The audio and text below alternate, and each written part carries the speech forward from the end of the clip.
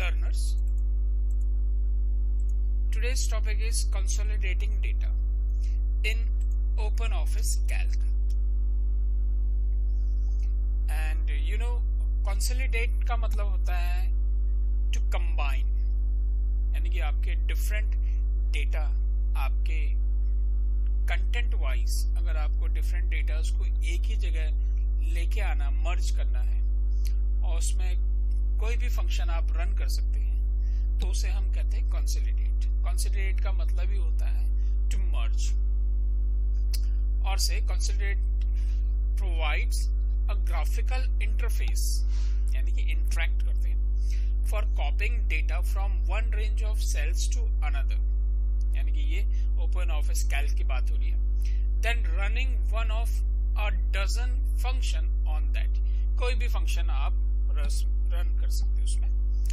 During consolidation the content of cells from several sheets can be combined in one place. जैसे कि मैंने पहले बता दिया है कि इसमें सेवरल शीट्स के जो डेटा होते हैं उनको आप एक ही जगह पे मर्ज कर सकते हैं, कंबाइन कर सकते हैं. कंसोलिडेट का मतलब ही होता है कंबाइन करना.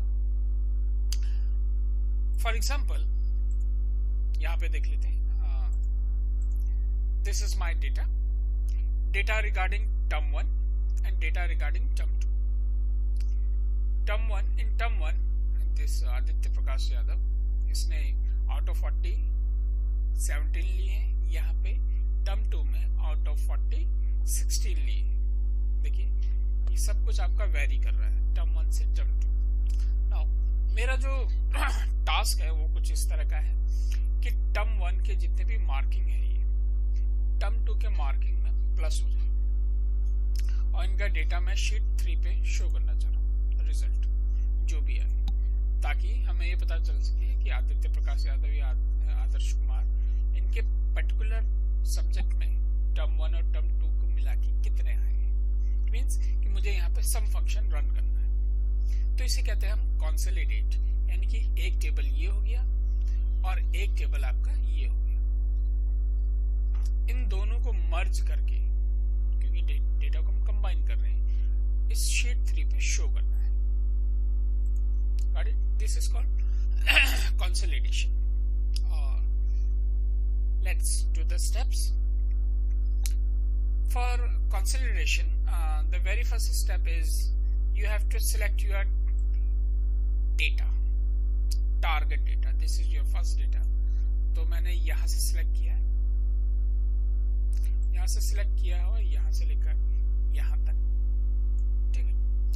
उसके बाद हम क्या करते हैं, this is your name function, name box है. हम इसका पूरा एक सेट बना लेते हैं, या इस पूरे इस कंटेंट को हम एक नाम दे देते हैं ताकि हम उसका एक सेट बना लें, और जब भी इस नेम को कॉल करें तो ये पूरा सेट ही उठ के चला है. जैसे क्लास 10th बोस अगर हम कहें या क्लास 10th रमन कहें तो उसमें सारे बच्चे आ जाते हैं. तो 10th Raman self name of class. तो उसी तरह से हमें क्या करना पड़ता है, यहाँ पे एक पर्टिकुलर सेट बनाना पड़ता है. जैसे 10th बोस एक सेट है, 10th रमन एक सेट है, उसमें फिर नंबर ऑफ स्टूडेंट्स होंगे. तो उसी तरह से यहाँ पे हमको एक सेट बनाना है. आप इस सेट का नाम कुछ भी रख सकते हैं. जैसे मैंने यहाँ पे देव रखा हुआ है, तो मैं यहाँ से इसको चेंज करके इसका नाम मैं सेट कर दे रहा हूँ. लेट्स सपोज से S1, सॉरी S1 तो यहाँ पे फील्ड के नाम है, मतलब ये सेल एड्रेस हो जाते हैं. तो आप इसमें सेल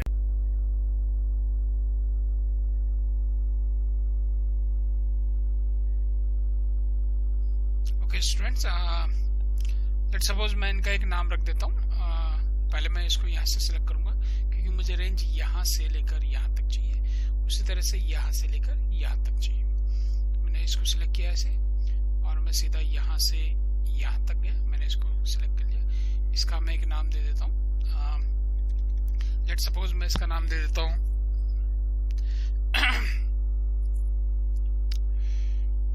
लेट्स से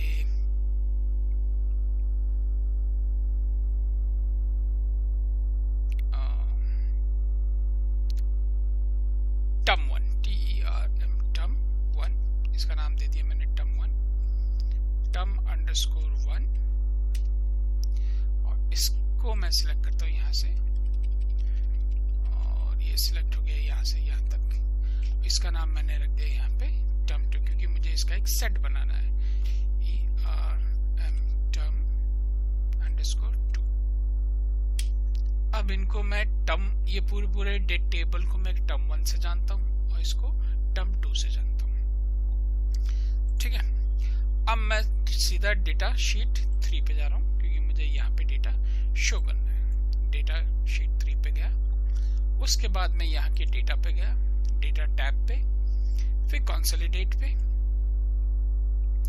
कंसोलिडेट पे अब मैं क्या करूंगा कि मुझे यहाँ पे जो फंक्शन, जैसे वहां पे लिखा हुआ है dozen of function, these are the dozen of function. आप सम चला सकते हैं, काउंट, एवरेज, मैक्स, मिन, मतलब जो भी आपको चलाना है आप चला सकते हैं, पर मुझे सम करना है। This call consolidation range. जो ये रेंज है, ये term1 और term2 की जो रेंज है, हमें इसके अंदर पास कराना होता है, ठीक है। तो इसके अंदर पास कराने के लिए मैंने पहले ही डेटा सेट बना लिया है यहाँ पे, मतलब एक पर्टिकुलर टेबल का एक नाम रख लिया है।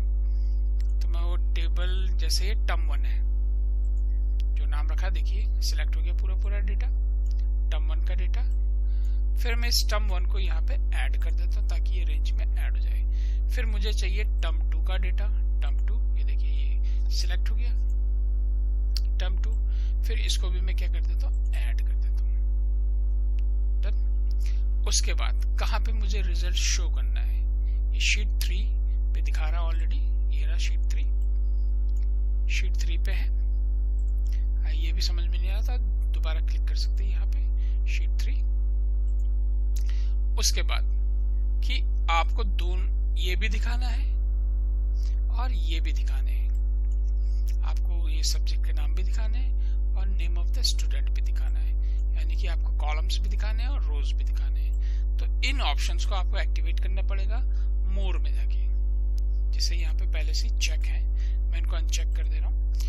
कंसोलिडेटेड बाय, आपको रो वाइज भी करना, कॉलम वाइज भी करना, दोनों आपको दिखने चाहिए। और जो भी आप चेंजेस मेन शीट पे करेंगे, मेन टेबल पे करेंगे, वो चेंजेस भी इस A3 शीट पे जो डेटा हो रहा है वो दिखना चाहिए। देखिए ये आ गया शीट 3 पे आपका डेटा, इस पर क्लिक करिए, देखिए आदित्य प्रकाश यादव।